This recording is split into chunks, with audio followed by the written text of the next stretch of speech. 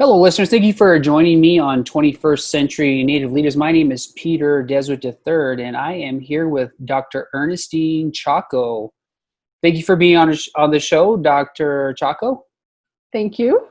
Absolutely. So, yeah, I don't even know how to say this. Like, you have an advanced degrees in multiple areas. I think you're doctor 3 times over, including a JD. Am I correct? I have 2 times doctor actually. Yeah, I Two have a times. law Okay. degree in. Yeah, 2 times. Okay. Yeah. All right. Well, that's quite a bit. A lot of times people, just one is hard. So, but anyway, welcome to the show, and congrats on your achievements. And so, just to get started, talk with me a little bit about where you are from, your tribal affiliation, and your clans. Okay. Thank you. Yate she Ernestine Chaco yen shia twahan and shlen hotsoi bashishin nake dinas dashiche kiani dashinale.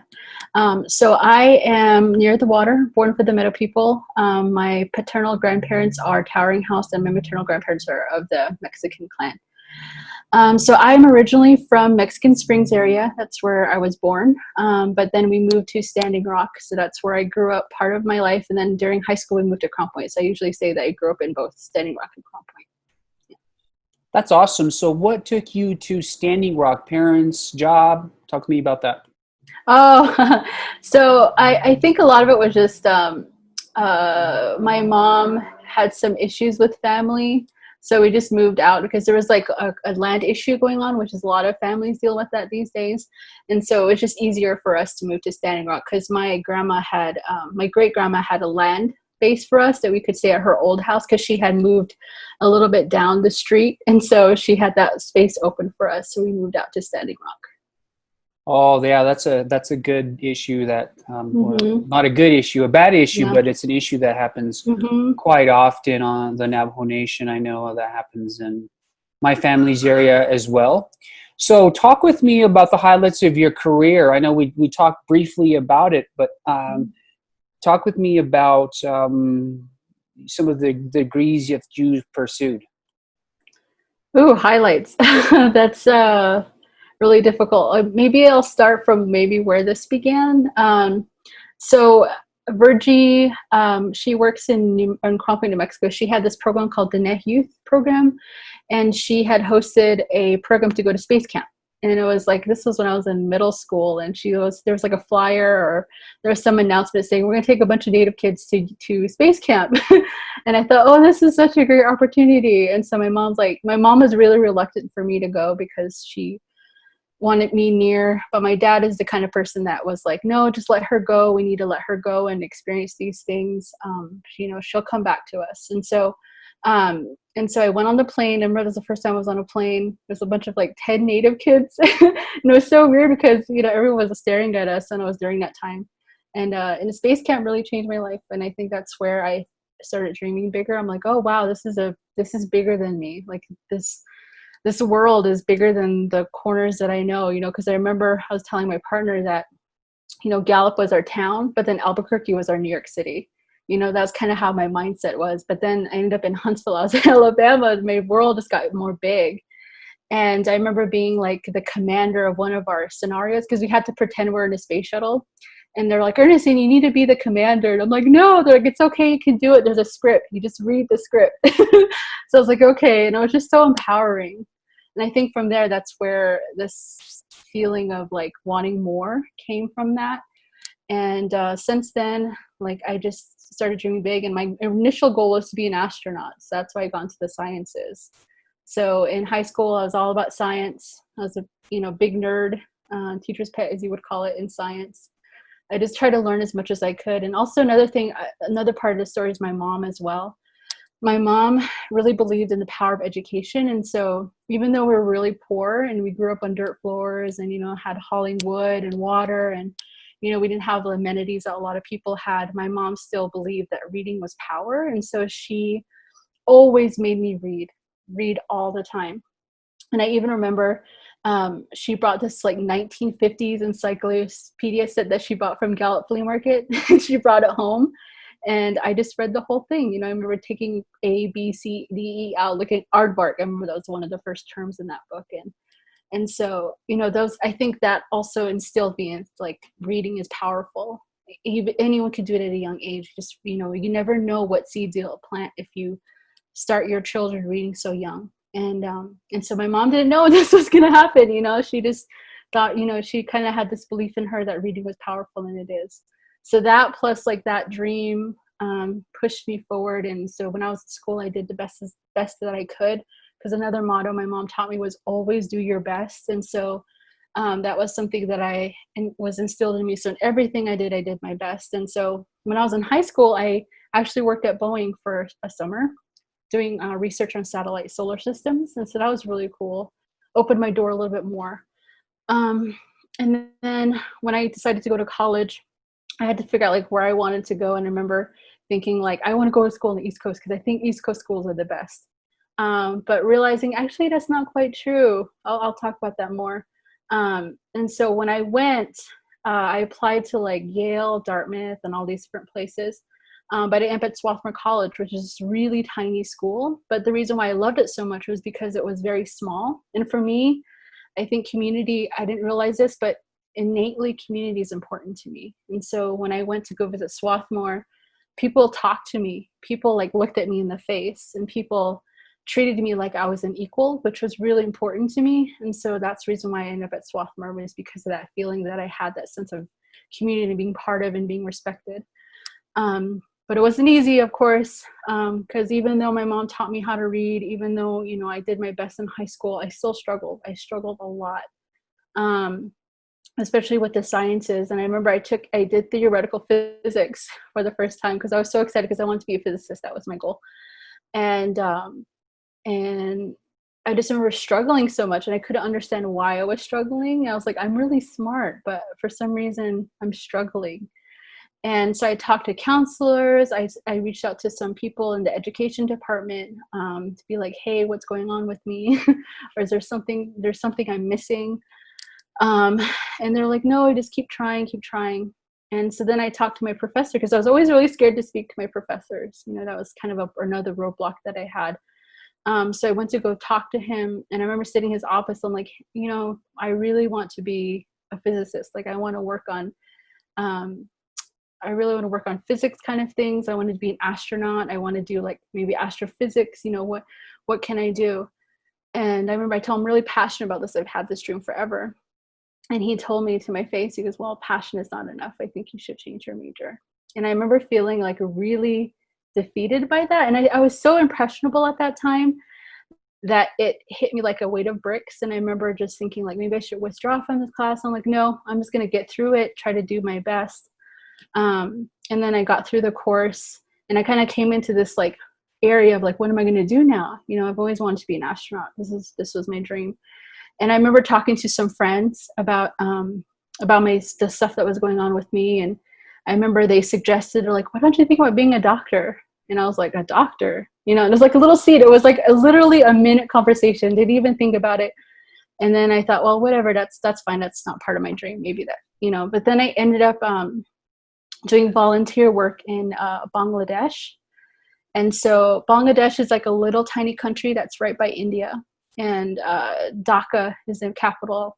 And so during that time, the program put you at different places. So the goal of it was to work in quote unquote slum areas. So very poor parts of Dhaka. Dhaka already is poor in general. And so I was paired up with a nurse. And so we were working as part of a leprosy clinic.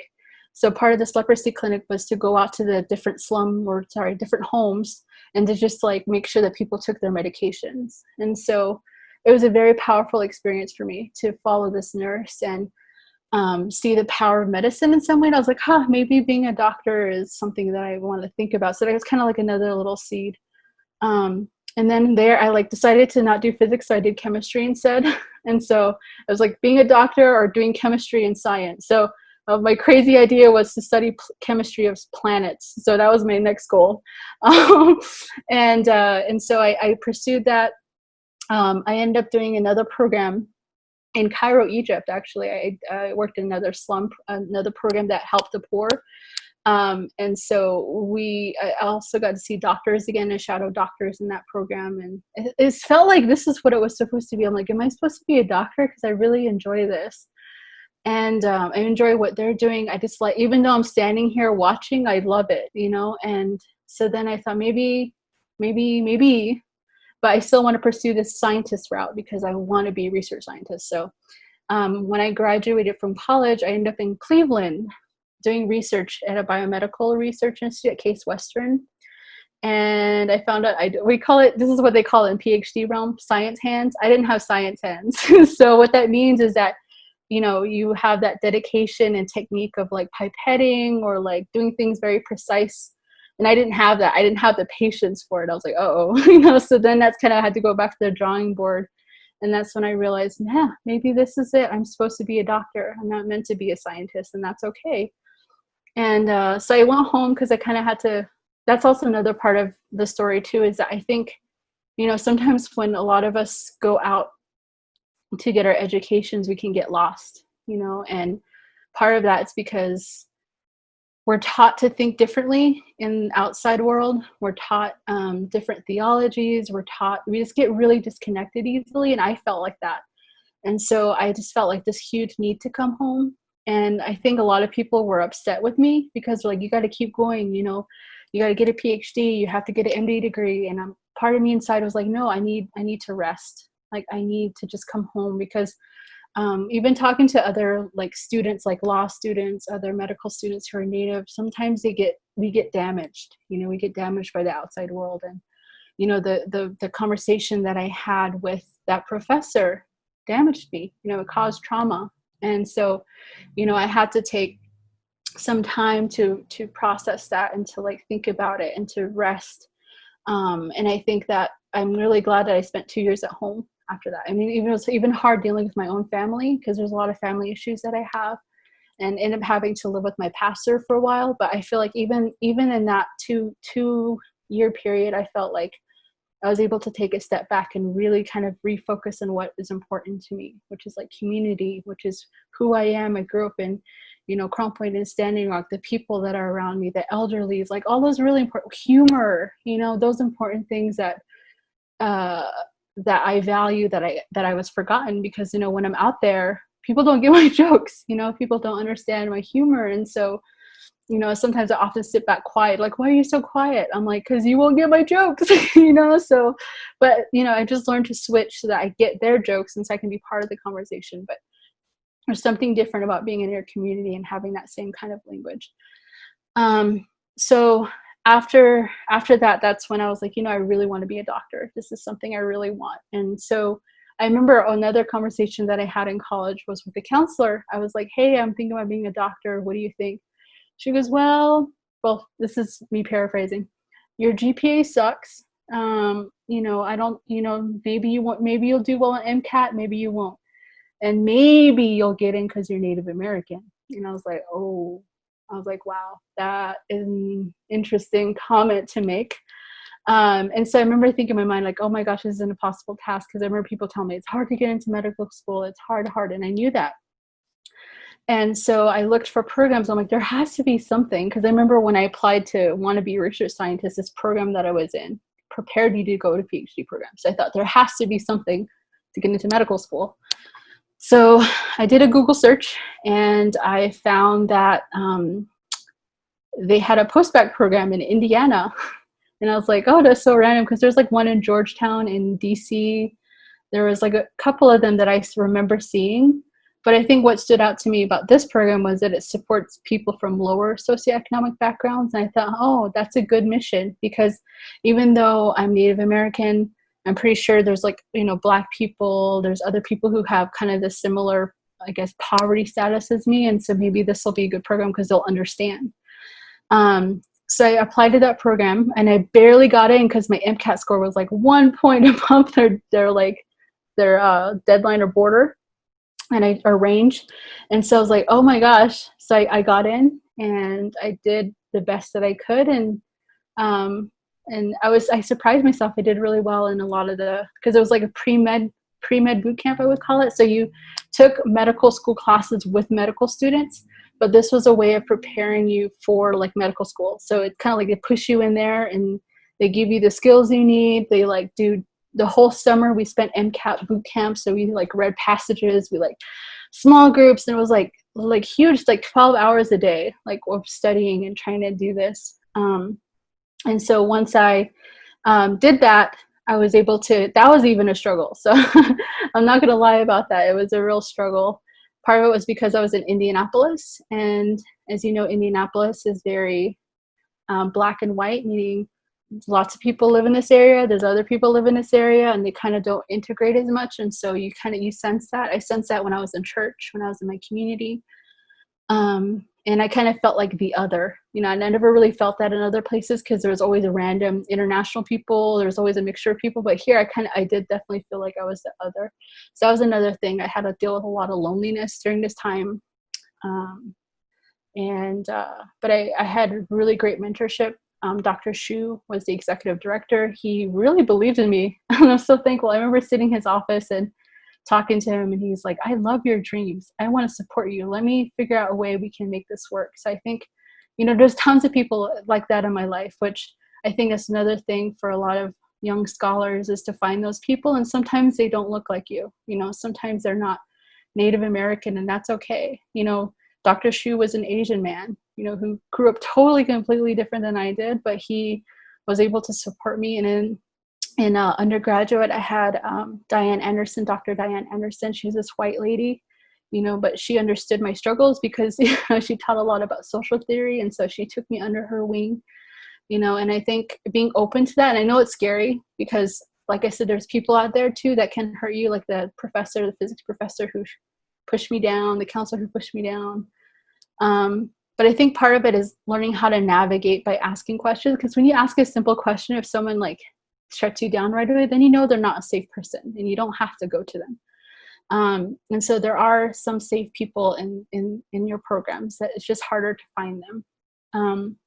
So graduated from Indiana and then got into med school. That sounds like it's really easy, but even that had hoops because I had to interview. The whole application process is difficult, time consuming, and costs money.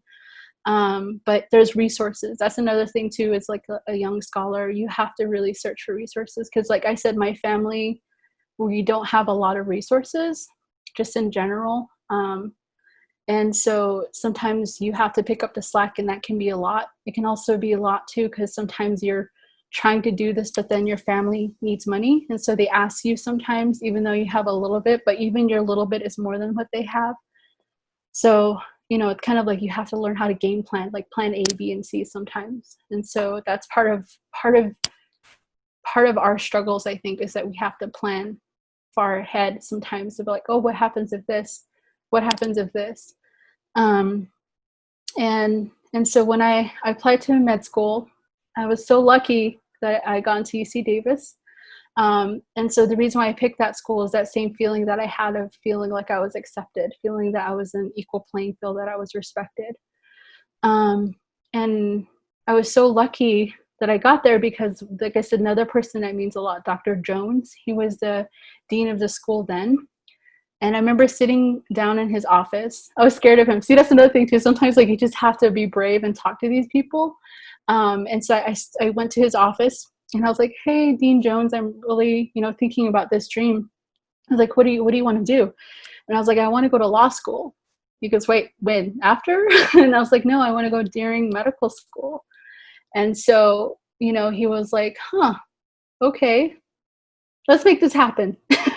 And so he became like a huge advocate for me in making this happen because no one at my school has done that before. And so he was like, let's figure out a pathway for you. And so he was a huge, huge advocate for me. And then after that, there's a lot of things I'm missing, but got into law school. That was a huge transition. I was terrified. I'm not lying. I was scared because I was giving up a lot. Those 3 years of med school were so hard. Getting through those years was just a struggle. And I was thinking, what if I can't come back? What if the admin's you took too much time off, or your letter's denied, or your letter's invalid? And I was like, oh my gosh, it's a lot of risk. I'm like, oh no, what if I'm not good at law school? So because I remember there's this program called Pre-Law Summer Institute, which are a lot of the Native people in my program who were absolutely successful went to this program. And I couldn't go because I had to do surgery during that summer, like surgery internship. And so I felt underprepared. And so when I got to the first orientation, I remember they like opened this book, they gave us books and stuff. And then we had our first class. And I remember looking at this thing, they're like, okay, you have to do a case brief, look for the facts, look for the holding, look for the reasoning, look for like all this stuff. And I was like, oh my gosh, I don't know what any of this is.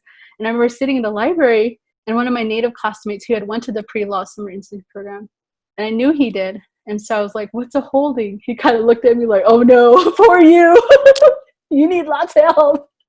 And I was like, yes, I need help. So he sat down and kind of told me like what a holding is, how to look for the facts, like, you know, and things like that. So even how to read a case was very difficult. So that first year was a struggle just to kind of get the patterns down. And then second year, they expect you to like do classes and do organizations and be leaders and stuff like that. Then third year is like the easiest year. It's a really chill year. That was my favorite year. So I had like one semester of third year and it was glorious. And then the transition back to med school was even harder too. But then I had some, like I said, some key people again. Dr. Tolles, because I had asked someone like, hey, what do you want to specialize in? I'm like, emergency medicine. And a lot of people were like, there's not a lot of people of color in emergency medicine, maybe family medicine. And I was like, no, I want to do emergency medicine. And so then I asked people, talk to people about it. And they're like, oh, you should talk to Dr. Tolles. And I was like, oh, who's Dr. Tolles? And they're like, it's this African-American woman who's in the ED department. And I was like, oh. So I emailed her. I'm like, hey, Dr. Tolles, I'm just a random woman who's Native American who wants to go into EM. Do you have any advice? And so she met with me and just gave me all this amazing advice. And so she became a huge advocate for me. And so I think, yeah, so that was part of that. And applying to emergency medicine is a whole other story. Because like I said, there's not a lot of people of color in general in emergency medicine, because orthopedic surgery is one of the specialties where there's like literally no one who's people of color, and then emergency medicine's under that. And there's probably a lot of reasons for that I have kind of some theories about that.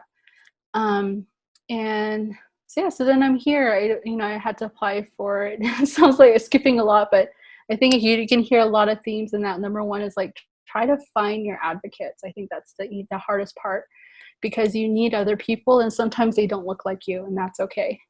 And two, like, your friends are your biggest resources. And I'm really glad that in each place that I was in, I was able to have like 2 to 3 people that, that I could talk to be like a soundboard, or to just generate ideas with, and to just love me. So,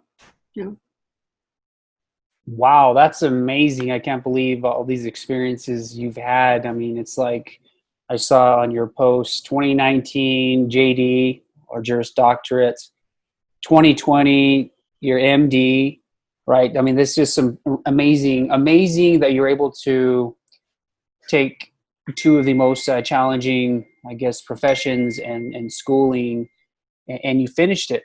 I tell you what, I think you made some really good points in what you were saying. Like you were saying, resources out there that people need to, search out, because, very similar to you, I actually, applied to engineering camps. I wanted to be an engineer.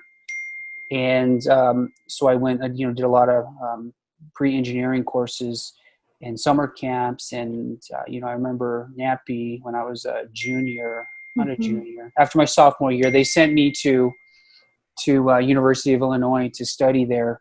But we kind of have some parallels in our educating. But I think this is one of the things I really try to talk with kids about finding programs out there, because even though I have an accounting degree, I ended up living in Wisconsin, and there was a education program. It was called Urban American Indian Teacher Training Program, and I applied for it, right? And they paid for me to go to school for 2 years, and I ended up getting a teaching credential. My master's, I ended up getting a master's degree from Penn State as well. And, I applied for a grant there. They had a fellowship, it was, $120,000 for 2 years of education. I moved my family back east, and like, I think that's kind of what you were talking about, search for people, look for people, because it does take a lot of research.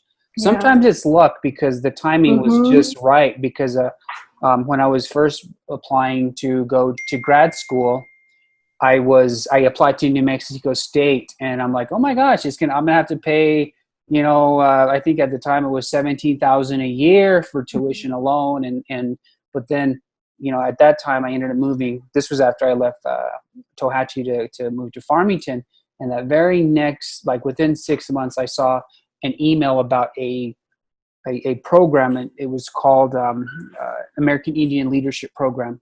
And then I applied for it, and I mean, it's interesting how things fall in line, and it sounds very similar to your journey. So talk with me. I know that's a lot to unpack, but so talk with me a little bit about overlaps in the law degree and the MD. Why the JD and the MD simultaneously? That's $1 million question. I get to ask so many times, but so the real answer is, part of my journey, like when I talked about during my master's program, I applied to WINS. I don't know if WINS exists anymore, but it was the Washington Internship for Native Students. And it was basically a program to help students get into different government internships. And so I ended up working with the Veteran Health Administration, which is that the big building behind the White House, which is really powerful in itself. But during that summer, we were required to take this federal Indian policy class. And I remember it was just taught by this guy from Australia. He had his Australian accent, and he taught these amazing concepts about like sovereignty and what reservation is. And I was like, oh my, I never really thought about this. Like I know what cultural it is to be a Navajo, but this whole like other realm of being Navajo in terms of what it means to be a sovereign Navajo. What does it mean to build a home on a reservation? What does that exactly mean? I remember being floored by the fact that we don't own our land. And I remember him telling us that our title, we can't get a mortgage on our land. We can't, there's a lot of things that we can't do. And I'm like, what? That doesn't make sense to me. And why is it like this? And it was a very short course, very quick. And I remember thinking, like, I want to learn more. Like, I need to know more about this, because I know a lot about science. I know chemistry. I know, just medical stuff, but I don't know anything about who this other part of me is. And so then when I also worked at the Veteran Health Administration with like a bunch of other doctors and nurses who decided to do admin work, they was always asking me questions like, Ernestine, what do you think about this? How do we get a program on the reservation? And I'm like, I don't know those answers. And I'm like, and so that, I tried my best to negotiate and navigate my way through, but I realized there's a lot of knowledge that I was missing. And so at first I was going to get a PhD in health policy. That was my initial goal. But then the more I talked to my people, like I said, so you're talking about your goals is important with people. I realized that actually a law degree makes more sense, because you get to the meat, you get to the real understanding of what's going on. And so that's how I ended up thinking about applying to medical school, because I felt there's something going on in terms of our medical community that's related to the federal Indian law, like how the whole policy, everything, there's something going on that there's a connection somewhere. And so that's why I did law school at UNM, because they had 5 Native American professors. They had a very strong Native American program. And so I'm really glad I went, because my eyes were even opened even more. Like I took the federal Indian law. I had an Indian law certificate. So that means I took a federal Indian law class. I worked in the Indian law clinic as underneath a lawyer. So we did court cases. We did a family law court case, a federal court case. And so it just really opened my eyes to what truly is going on in the struggles that we have, because I think that was also something too that really pushed me to growing up very quote unquote poor, and having to rely on government assistance, having government food. What does that mean? And so I think part of me was always wondering about that too. Like, what are the bigger structures going on? There has to be something bigger than just me simply being a poor Navajo. And there's a lot of things going on that I think a lot of people don't know about, that I didn't know about. I've been in education forever, and it took me to go to law school to like understand a lot of these structures. And I gave a talk like 2 weeks ago at the health and race, was it law and race health law seminar at UC Davis. And, just talking about those issues, a lot of people don't know, that we have a political status, that we have, citizenship as in our tribe as Navajo, we have citizenship with the state, we have citizenship with the United States. A lot of people don't know that. A lot of people don't know this federal trust responsibility that we have, and a lot of the entanglements and the loopholes and everything that holds on to that relationship that we have. A lot of people don't know that we don't own the title to our lands, and so people think like, oh, you are on a reservation. I explained it. I'm like, it's like you have a car, right? You have a car, but someone else owns the title. So you can sit in the car, you can drive the car, but if there's something happens in your life, like you want a house or you need collateral for a business, you can't do anything with that car because the title doesn't belong to you. And like, oh yeah, that's, the daily struggle for being in Navajo. We have this land, but we have, land as big as West Virginia, but we can't do a lot with it because it's tied. And so, that bills and bills. And so, in the medical community, we call those social health determinants. We call those, for example, housing issues can cause health issues. And so when we talk in the medical field about that. So for us, like housing issues tied to federal law as well. So it gets very complicated fast. And I think part of that, getting that story out is important. I think for me, because having the perspective of both the law and the health field, kind of seeing how they connect, because it's kind of like they're having the same conversations along each other, but they're not really understanding each other because the language is different, or just the understanding is different. But I think being able to talk about those two issues has been very powerful. And I, was able to put together a PowerPoint about Navajo Nation and the issues related to COVID, to try to bring these issues to light, to be like, it's not simply wash your hands. It's not simply, oh, everyone looks so poor, and that was really hard for me to see, like on the screens on CBS News, and how poor we are, how this we are. And it was really hard for me because in my mind, I'm like, that's not the full story. Like, that's only the surface. We're not poor just because we choose it, like it's not because we're not pulling our bootstraps and trying our hardest. There's a lot of other issues that are underneath that. So. That's so true. I like the way you talked about that, because you are right. There's varying levels, and it's very complex whenever you look at it. But I think you're right. I mean, the underlying issue is the title to the land. I mean, you look at it, people are always like, well, why don't they just put a Walmart or a Sam's Club out on the Navajo Nation? And I have to remind people that, that was supposed to happen. Walmart wanted to put a store in Kayenta. Walmart wanted to put a store in Shiprock. But the thing is, part of their whole process is they want to own the land. I mean, I remember reading that Walmart and McDonald's own the most land in, privately in the United States, right? I mean, that's their business model, is to own the land as well. But the thing is, because they couldn't own the land on the Navajo Nation, then they're like, oh no, we're not going to build on the Navajo Nation. So it's because they didn't put one in Shiprock. Now we have a Walmart here on the west side of Farmington. Mm-hmm. And I mean, you want understanding that a lot of times people don't understand how complex just that is. Mm-hmm. And you hear council in session about how to spend that $600 million, right? There's so many layers of red tape for us to do things. I mean, that's one issue. Exactly. We talk about subsurface rights, right? We don't own the subsurface mm-hmm. rights.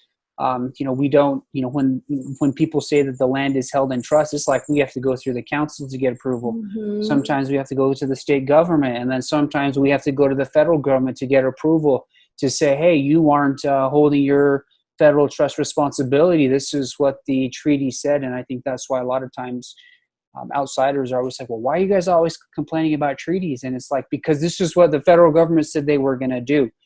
So I like that you said that. So taking a look back at your journey, where do you think you got the strength to accomplish what you have? Oh my gosh, I'm gonna start crying now. But no, it's my mom. And I tell that to everybody. Like, I grew up in a very difficult situation, like a lot of other Navajos, but not everybody. We had a lot of issues of violence in my home. And so my mom really pushed her way through that. She was so determined to give us a good life.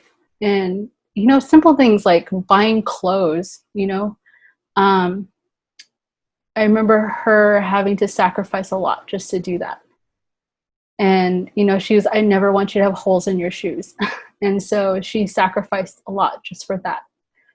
And, things like people don't understand another thing too is like income tax season. That was our Christmas, and so instead of, buying stuff for herself, she bought us things during that time period. And so I think for me, like seeing my mom just really push and be determined. And I think that was a huge, huge reason why, like anything that I go through, I compare to like what my mom had to go through, and it's, even though it's just struggle, it was a challenge. It's nothing in comparison to what my mom did to raise 3 kids. So I think that's a huge strength for me. Even though it was like very hard to go through it, I feel like it empowered me. And so I'm like, if my mom can do it, I can do it. That's powerful. That's a good response. So talk with me about this, because I think in education, people are always trying to research resilience, or, people say grit, which, they say isn't good for minority kids. But like, what do you think it was? What were some of the key factors that helped you overcome, the trauma that you're talking about, the poverty, the dirt floor? I mean, what made you overcome that to be successful and getting 2 advanced degrees? I think another component of this is mental health. And I think that's something we also often ignore. So I think talking about it, I had counselors, therapists. I mean, this is like an ongoing life thing. And I think that's part of the conversation we have to talk about is that, yes, we could overcome these traumas, but it comes at a cost. It comes at a cost of our mental health. It comes to a cost of our being. And so I think being able to talk about that I was so lucky that I've always had mental health professionals in my life to talk to. And the only thing that's been difficult about that is a lot of them change situations. Because in college, in medical school, I had a counselor who I used to talk to throughout the journey, but he had to move. He moved out of the IHS. And it's like, oh no, he left. So that's also part of the program too. I think finding that help is important. And I know it's easy to say, but hard to do, because there aren't a lot of mental health professionals in our communities. But for me, like that was a huge part of my success too, which is having these different people that I could talk to. Because a lot of the stuff that I've experienced struggled, a lot of that brings out a lot of memories. It brings out a lot of some of the stuff that I didn't know I had. And so having to deal with that in a way of like talking with mental health professionals is very helpful. And talking to my friends too about it, like being open about it, not being ashamed of it. I think was also another powerful tool for me to be able to process this. And that's something we also need to talk about as a community, like how we need to talk about these things and bring it to light. Because I think a lot of us keep it inside because we don't want to shame people. And that's also part of why I didn't like to talk about these things, because I didn't want to shame my family. I didn't want to shame anybody. But I'm realizing for my own health and for my own mental well-being, I had to talk about it. And there's a way you can talk about it where you don't shame people, where you're able to talk about it, but heal yourself, but also heal other people. And part of that's your own work. And that's really difficult too. Like I said, to talk about it is even harder because, the family is really strong. So even talking about it can be difficult, but that's part of the healing process. Yeah, that's a really good point. I like how you talked about that. So to get a little bit deeper, what are some tips? Let's say you're talking to a high school senior, high school junior that's, I don't know, looking at medical school or law school. What are some tips or advice you would give to a student that wants to pursue a medical or a law degree? So if they want to pursue, like we were talking about, research is so important. That's how I learned a lot about what medical school was.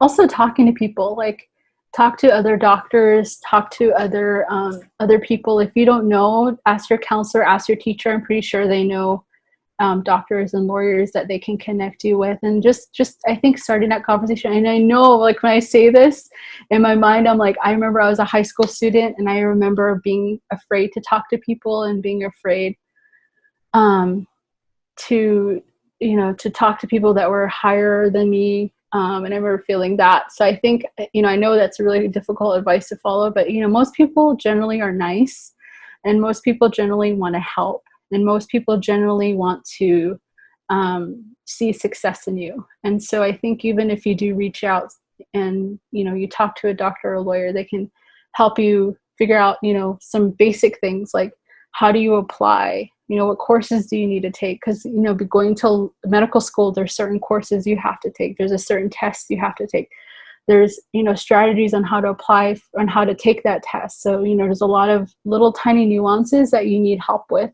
And I know that's really difficult, because I remember when I was applying to both medical and law school, it was like a black box. And I remember thinking, like, I know I want to go to medical school, but I don't know exactly what that is.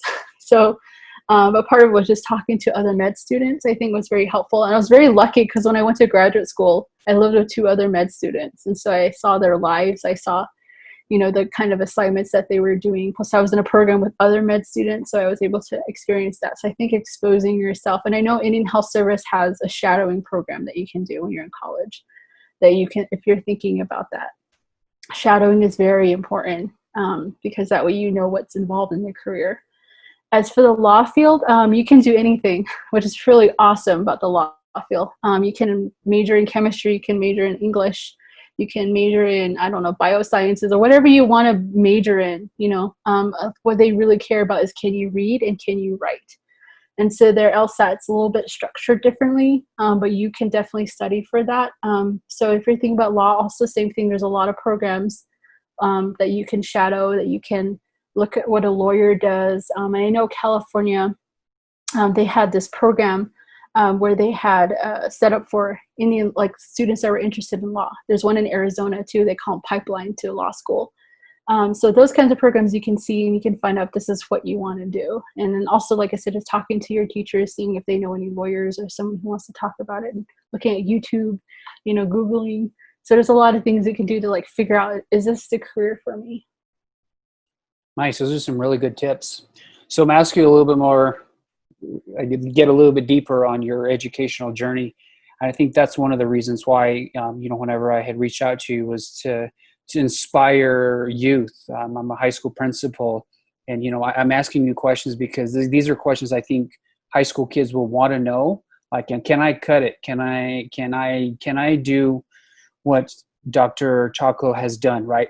So then here's one, like, whenever you look at Native research, right, they're always talking about Native students after their first year of school go home, right? You talked about this a little bit, but, like, whenever I think about it, like, I feel like sometimes it's internal, because I went to school in Colorado, I went to school in Wisconsin, I went to school in Illinois, I went to school in Pennsylvania, but I kept coming back. And I think you kind of mentioned this, but, like, for someone that wants to leave the reservation, the comfort of their community, what advice do you have? How did you overcome wanting to come back home? Oh, I don't think I've ever overcome it. I've always want to come home. I think it's gonna be like that till I get really old. I think part of it is, I think, thinking in your mind that home is home. Like, I don't want to speak in hyperbole, but it'll always be there. And I think for me, that's brought me a lot of comfort. And now I'm lucky because my fiance is Pueblo, so his home is actually my home too. And so I think this desire to come home is just deeply instilled, and it's okay. And I think, you shouldn't, I don't think I've ever fought that feeling. Like, I never pushed it away.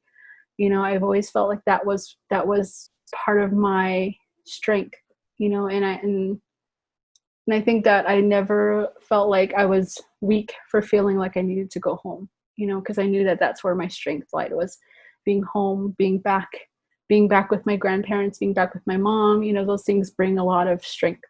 And so I think I think you're right, because when I was in college, I felt bad that I felt that way, because everybody seemed to be happy. Everyone seemed to be like doing well. And here I was struggling, feeling like, what's going on with me? But part of it was just being able to be open to the people around me, like being open to my friends. And I was really lucky. My roommate was amazing. Like she was from a Taiwanese background. And so during Thanksgiving, I wasn't able to go home because it was such a short break. It was only like 2 to 3 days. So she took me home with her. And so her home became my home. And so, we had hot pot instead of turkey. That was their tradition. So we had this big old boiling pot of water, and you put like different foods in there. And that's how we celebrated Thanksgiving. And that became my tradition through college. And so I think also part of it is just being open to that too. Friends can take care of you. Friends, don't be ashamed of that too. Don't be ashamed of having to go home with friends. And I think I've learned to like be okay with that. I spent like a couple of Christmases with some friends because I couldn't go home because of finances. And so, but they took me in. So their home became my home too. And I think part of that is just like not pushing that feeling of needing to go home away, because that's always going to stay with you. And that's a good thing, because that's part of our culture. That's part of who we are. Your umbilical is buried somewhere that's close to home, and there's a reason for that. And so that's why I've never really felt bad about that after a while, because then like coming home was just like, it's a concept that I can't undo. You answered that perfectly. And here's the reason why, because like I was saying, I always went to school, but I came back, and I think part of my drive is to feel like my desire was to gain as much education and skills to come back to my area, one with my family, right? Even though we're dysfunctional, right? And that's the thing, whose family isn't dysfunctional, Mm-hmm. right? But to be near my family, but not only that, but my tent was buried in the mountains, of Lukachigai, the Chuska Mountains, right? And I think that's something that's what I was getting at, because that leads into my next question. So, how important is your culture and the traditions that you have? For me, it's important. I mean, I think for a lot of Navajos, it is. I'm not gonna make generalizations, but it's just, I didn't realize how different I was until I left the reservation, because I thought, oh, everybody's like this. Everybody thinks this way. Everyone thinks about community. Everybody thinks like, about making sure everyone has consensus, and those kind of thought process. But then you go into the world, not everybody thinks that way. And so the culture, the upbringing that I had comes out naturally, and that's something that I've learned to be okay with. And it was very difficult. One of the things, for example, I'm a very quiet person, and a lot of people looked down on me about that, but that's just because where I grew up, and being quiet was valued. Listening, observing, not asking questions sometimes was more appropriate because you were expected to learn. And so I think, growing up in that kind of way was really difficult for non-community members to understand that, because when they interface with me, they expected me to be loud or to be a certain way, and I'm not. And so I think for a while I used to kind of look down and be like, oh, you need to be more loud. You need to be more like this. But then I realized, like, no, this is part of my culture. This is part of who I am and part of my upbringing, and something I'm proud of. And I'm really glad that I've met some people who saw that. I mean, I remember when I worked in DC, the lady who I looked up to, she was like, it's okay to be quiet. You're the type of person that, you have a quiet leadership about you, and that's okay. That's powerful in itself. And I remember her validating that for me was really gave me a sense of like, okay, this is okay. But I'm not going to say it's easy, because like I said, there are certain times where like I was in the hospital, and then I remember I had an attending, which is basically the doctor that's on top of the other residents, and then there's like med students. And so the attending is the person kind of making sure that everybody does what they need to do. And I remember him coming up to me afterwards, and he was like, why are you so quiet? You shouldn't do emergency medicine because you're too quiet. And I'm like, I'm listening. I didn't say that to him, but in my mind I was thinking like, who are you to tell me this? Like, I need to change my personality, change who I am, just because it makes you uncomfortable that I'm quiet. Like, that doesn't make any sense. And then I had another, attending in that same service who really valued me, who was like, you're great, you're awesome, you do great work. Your presentations are short and to the point. I'm like, yes, because I don't talk a lot, that's the reason why I'm so organized.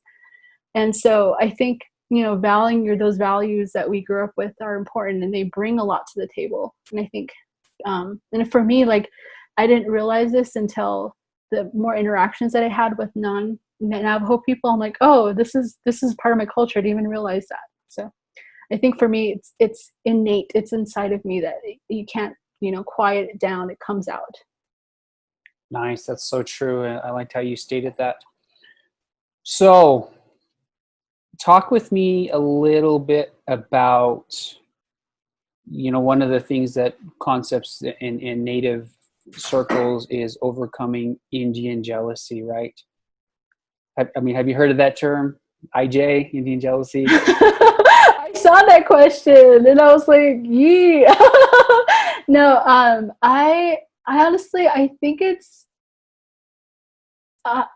everywhere, I don't think it's particularly our culture per se. I think it's everywhere, because I've met so many people who are competitive, and a lot of people who tried to bring me down that were non-native, and but I do kind of sense what you're trying to say. And I think it's interesting. I was talking to my Baba, our Mike's grandma, about it, and she goes, this is her theory, which I think may be true, is we're kind of like, our innate sense is about group. We're all about the group. We're all about, staying together as a unit. And so when one person goes out, that you have that, like, just innateness to want to bring them back down. It's just part of being in the group, and that's part of how we lived and how we did things, which is you have to be part of the group. But then when you're doing education and you're doing things, you have to sometimes leave the group, and that can be difficult for some people to process. So I don't know, that might be a theory, but I thought that was really interesting, that when she said that, I was like, oh, maybe that's why, because, you can't really stand out because you're one. And that's what it means to be Navajo, right? To be Diné means we're all together. And so the people. And so to kind of move away from that does cause some issues and cause some tension.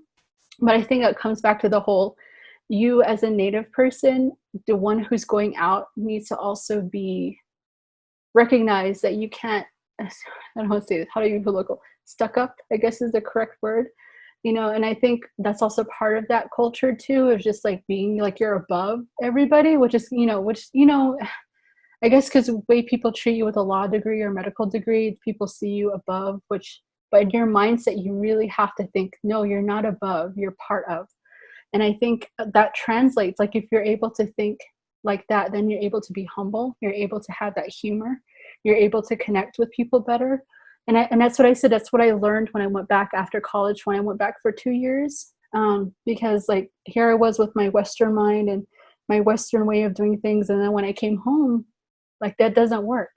I had to be silly. I had to be funny. I had to be a different kind of person in order to connect to my community again. And I think that's part of that aspect too, is that we as like people who are educated need to come back down, in terms of like back to the group, not down as in lower, but just come back to the group and remember who we are. Above, like, remember who we are regardless of our degrees, who are we as a person. And I think, being able to share that on that level of being in a group has been really good for me. And, a lot of people are like, oh, you're so humble. I'm like, no, it's only because I'm part of the group, and that's kind of how I try to think about myself, as I'm part of the group. And, whatever I bring is contributing to the group. Just because I have a medical degree, just because I have a law degree, doesn't mean I'm better than you. Doesn't mean that I'm more worthier than you. I'm really glad that I have these resources, but at the end of the day, I'm still Ernestine. I'm still, Teresa Sosie's daughter. I'm still Ernest Chaco's daughter. That's who I am. If all of this stuff came off, that's who I am. That's who I am. You know what I mean? So I think trying to remember that, and it's really hard because in the white man's world, your status is so important. Like these MD, JD degrees, when I'm out in the quote unquote white world, speaks a lot. because that's how the Western world thinks. It's about status, it's about being higher, about being powerful, which is contrary to like how we do things on the Navajo Nation and within our own community. So I think those things can clash, which is probably where this Indian jealousy comes from, or this like lack of understanding. So I think being able to translate both really helps you kind of navigate both. Yep, that's absolutely true. So most of the other questions you've actually already answered them, so I didn't ask you them because you kind of covered them. But is there anything else you would like to add and share?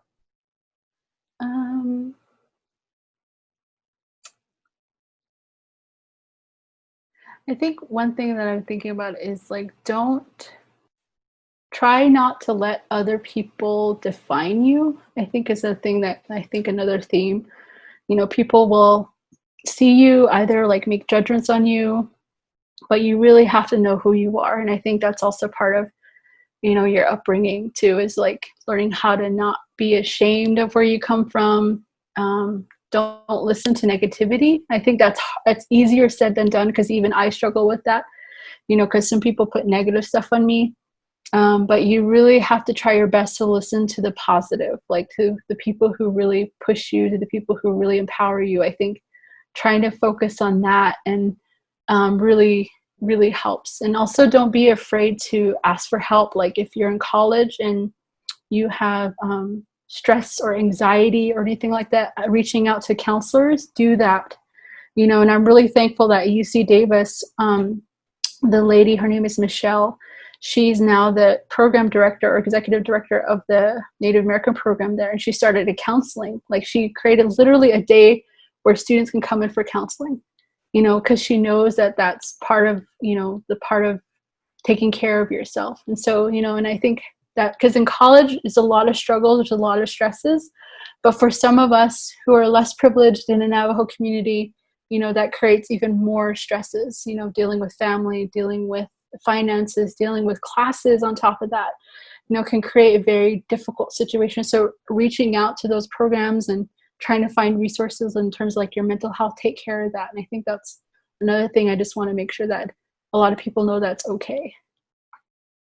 Nice. I like that you said that. It's important, and I like the approach you're taking with and how humble you are with what you've accomplished, and following your dreams. And I think that's one of the reasons why I wanted to interview you, is because that's you've achieved two unique plateaus.